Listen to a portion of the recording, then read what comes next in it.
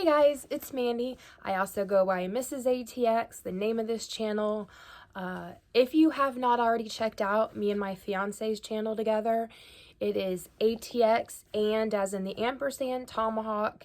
I will also put a link in the description and ding, it looks just like that. So, recovery. Let's talk about it. One of the questions that I often get is, well, what happens if I have to have surgery? What happens if I break a leg? What happens if I have chronic pain that regular pain meds are not controlling? What I'm going to share is based on my experience. Your experience is your experience. I can't decide for you, but I will say this. Those narcotic pain medications are there for a reason. They were invented for a reason. Whatever you may think of what's happened with Big Pharma and like their influence or not, whatever it is, that's totally different. But I'm going to share my experience to give you a few options that some of my friends in recovery have tried, and then you decide for yourself. First and foremost, the important thing is that you're always super honest with your doctor. As hard as it is, you need to let them know, and you need to let them know often that you're in recovery. That's your best way to make sure that you're honest with yourself, your program, and with what you're able to do. A lot of people are hesitant to tell their doctors that they're in recovery because they have that one part of them that wants to safeguard their options for what they're able to get. My experience has been that as long as I was honest with my doctors, they've left my program to me. They've warned me of any possibilities of, they let you know ultimately it's up to you, but here you go.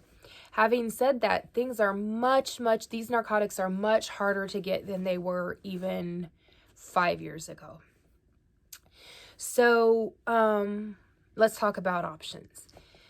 My personal rule is, if my pain is bad enough, no matter what the reason, and I am behind the walls of either an ER that knows my situation or a hospital facility that knows I'm in recovery, that is the only time I've allowed myself to take narcotic pain medications. Another thing that I'm always, that I tell them, because nurses come and nurses go different shifts, I let them know to please push the narcotics slow into the IV. The faster they push it, the more it washes over you at one time. The more it washes over you at one time, the more you remember why you took that medication to begin with. So ask them to push it slow. That's number one. Number two, I do not leave with a prescription for narcotics, no matter what. Having said that, if I were to have surgery, that would be a different situation, but I'm just talking about right now. Case in point, in December, I was having excruciating stomach pain. So much so that I went to the ER. They ended up putting me into the hospital. I was even in CCU for a couple of days. They thought there was an intestinal blockage. Turned out there wasn't. It resolved itself within a few days of going home after they released me, but didn't take anything, any prescriptions to leave the hospital with. Asked them to push it slow while I was there. And as well as that, I pretty much needed to take it every 6 hours. I was able to have it every 4, but I needed it every 6 hours because of the pain that I was in. That is what those medications are there for. Thank God in the early stages in 2016 that I got off the pain meds and benzos, I didn't have a situation where I needed those medications because I don't know how I would have handled it. That's where staying in today goes. If you're not having surgery today, if you're not having pain today, then that's when you say, not today's business. Now, having said that, have a little bit of a plan in mind. Talk to your sponsor Write it down. Have a plan. Let's say you did sprain your ankle or you broke a leg. Formulate a plan. It's not today's business. Today, I'm not in pain. I don't need surgery. I'm not, any of these things. So I stay in today so that I don't worry about it. But having said that, let's, for the sake of this vlog, saying that in 2 weeks, I was going to have foot surgery. Okay. My foot hurt so bad. Something happened to it. Something was ripped. Something was whatever. They said you need surgery. The biggest pain that people experience, and you can look this up, this is the truth, is when large muscle is gone through. That's why tummy tucks hurt so bad. That's why a bypass hurts so bad. When you go through the muscle, that is the main pain with surgery.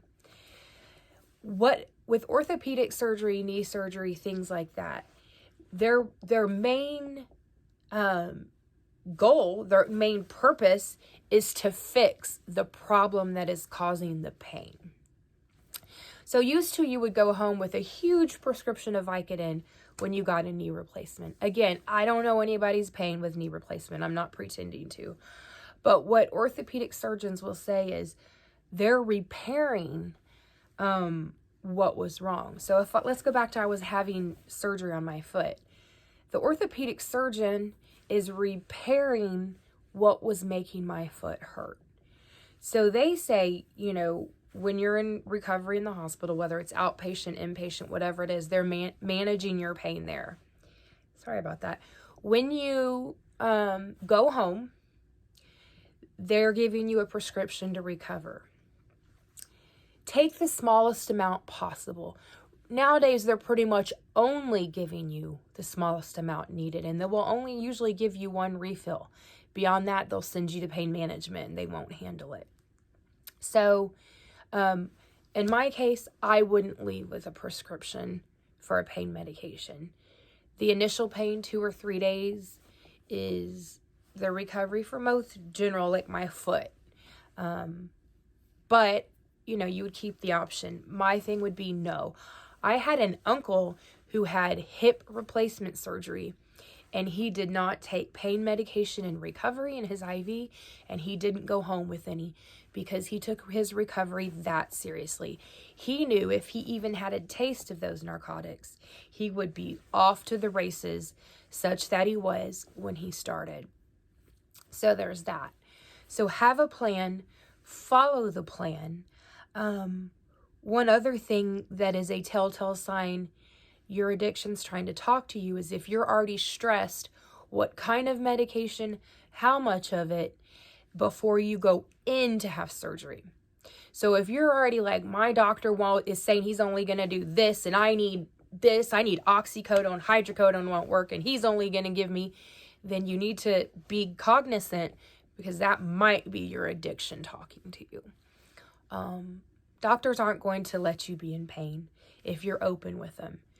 But if you're in recovery, you have to remember you got a brain that lies to you, and you've always got to be on your guard and on your game. Or because what they say is your addiction is always doing push-ups.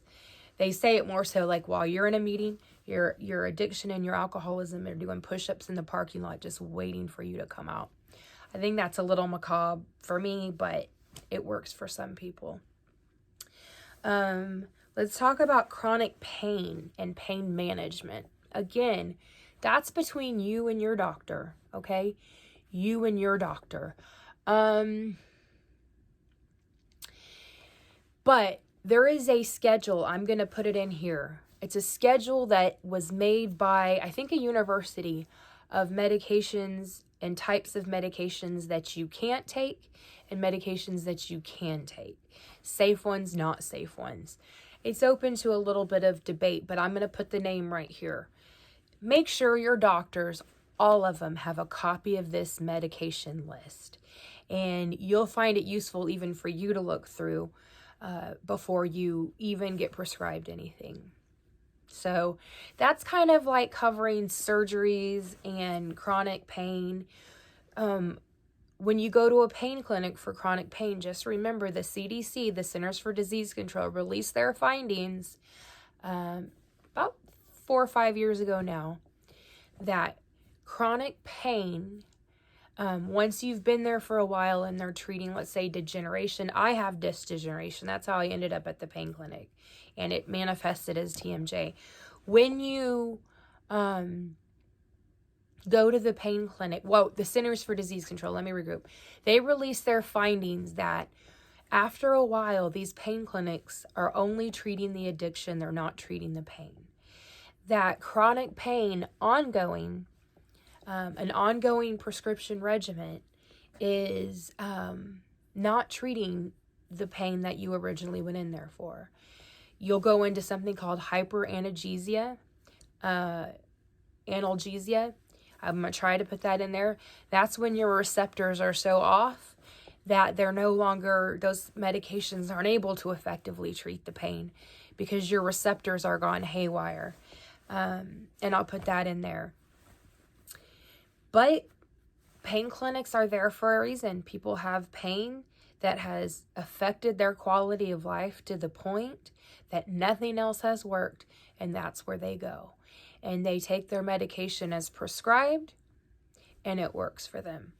The main thing is you know yourself, know your disease, your addiction, your the loopholes you give yourself, just know your disease as much as you can. Write down what your triggers are. Write down when you think about pain medication. When you think about, okay, well, the pain is so bad and that I need it, okay? I've sprained my ankle and it's so bad. And then do some pros and cons about that. Look at your disease. Look at the pros of the pain medication and the cons.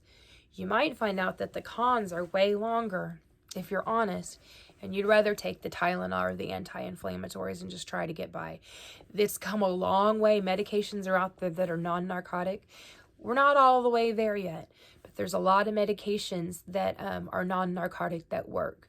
I know one time I went to the emergency room, and that doctor was knowledgeable about recovery, and she was able to put a trio of medication together that knocked my pain out, and none of it was narcotic.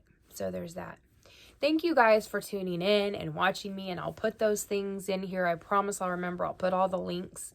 And again, this is just my experience and my advice. I am certainly not a doctor. Only you know your disease. Only you know what your triggers are. So, but I've always found that the key to that is writing it down. Start journaling your pain, journaling your, knowing yourself and knowing your disease. Write it down. Okay, you guys, I will see you next time. Thanks for listening to me, and I will talk to you later. Bye.